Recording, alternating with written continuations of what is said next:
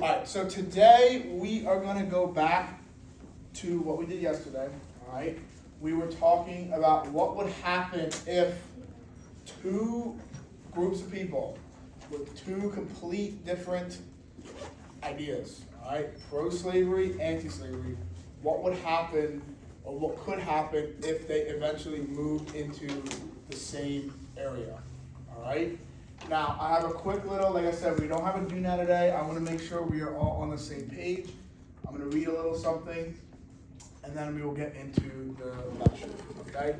So, in the 1850s, the situation we discussed yesterday, remember you guys were in your groups, pro-slavery, anti-slavery, took place in the Kansas Territory, all right? For the first time, we had two groups of people settling in a region that had complete disagreements on the issue of slavery, all right? So like it says, both pro-slavery and anti-slavery settlers moved into the Kansas Territory in order to influence whether slavery was allowed. Now, quick reminder, what compromise did they use to keep balance between slave states and free states? Missouri. The Missouri Compromise. Good. So that was still in effect. Now you're going to see kind of what happened or if they followed that or not. So instead of peaceful debate or fair elections, tensions began to build quickly. All right? That was expected because, like I said, you had two people, polar opposite sides of the ideological stance on slavery. Okay? So what happened was armed groups started to form. All right?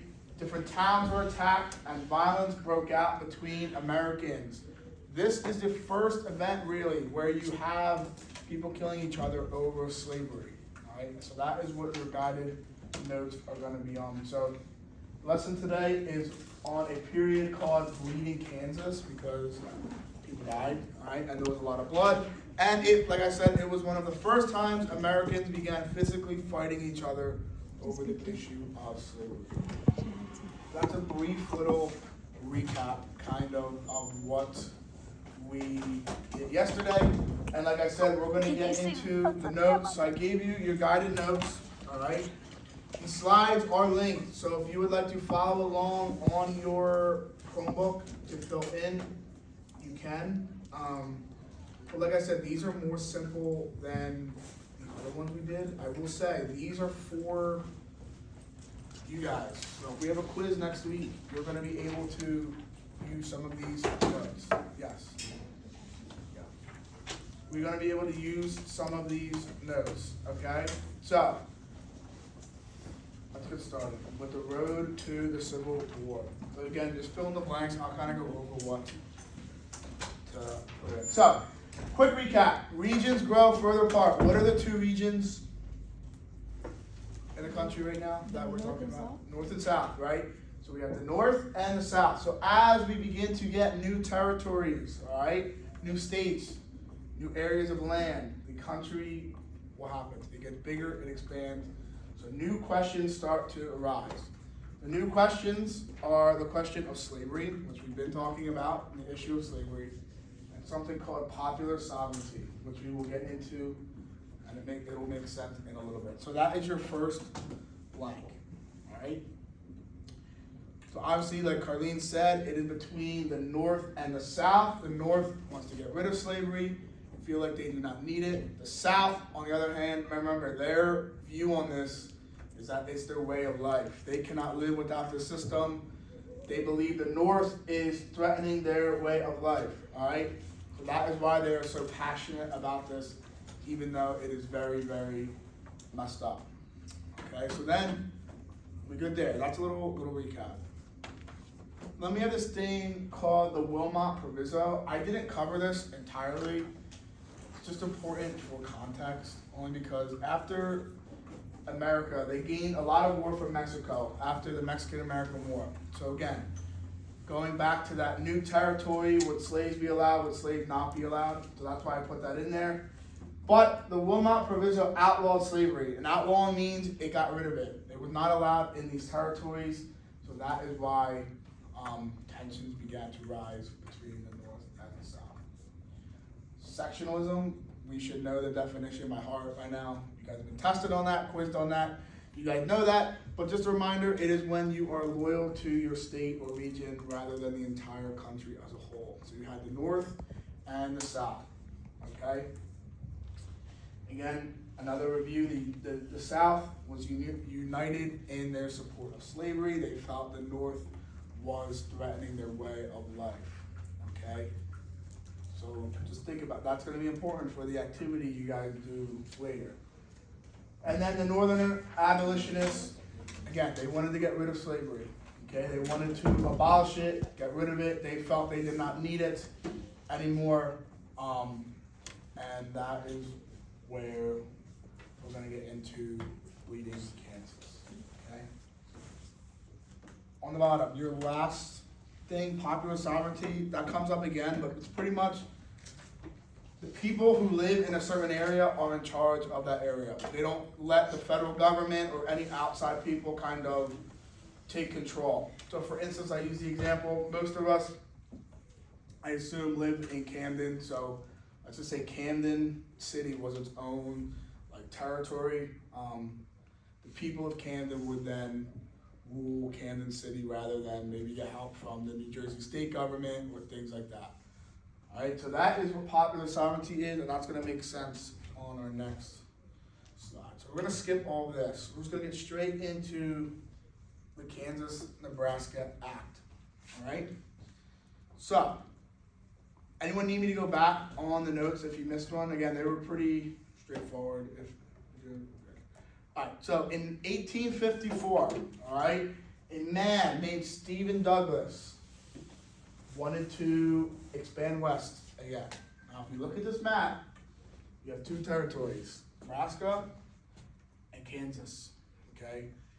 If you look at Kansas and Nebraska, would you say they are more in the north or the south of the United States?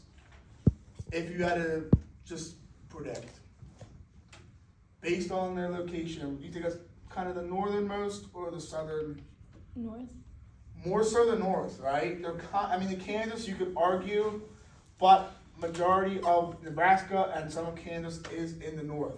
Keep that in mind, all right?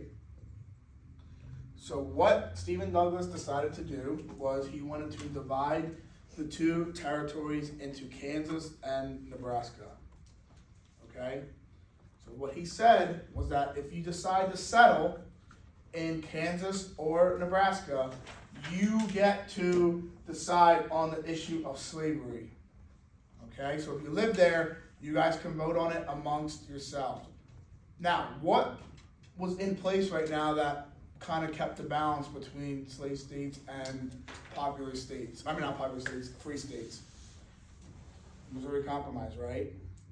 So if you have two groups of people settling that live there, what do you think is going to happen? That's what we're going to get into. So here's the example I use second period, and this is why I wanted to make sure we were all paying attention, because this kind of made it easier to understand. So let's say hypothetically, someone was living in Georgia, right here. Slave state or free state? What do you think? Georgia, in the south. Slave state, right? Let's say they want to leave Georgia and they want to move up here in Nebraska in this territory. So you have a southerner moving to Nebraska. Now, let's say for the sake of argument, let's use Pennsylvania. North or south? North or south? North, right? Now, do the North want slavery or do they want to get rid of it? Get rid of it, right? So now you have maybe a family or a group of families from the North that did not want slavery move into the same territory as the Southern people. Now, what is that doing right now to the people? I want one of you guys to answer this. What is happening right now to the people moving to Nebraska or Kansas? Think of the example I just gave. Anyone? They want to rule themselves, yes, but what is happening? Are they, you think they all agree or no on the issue of slavery?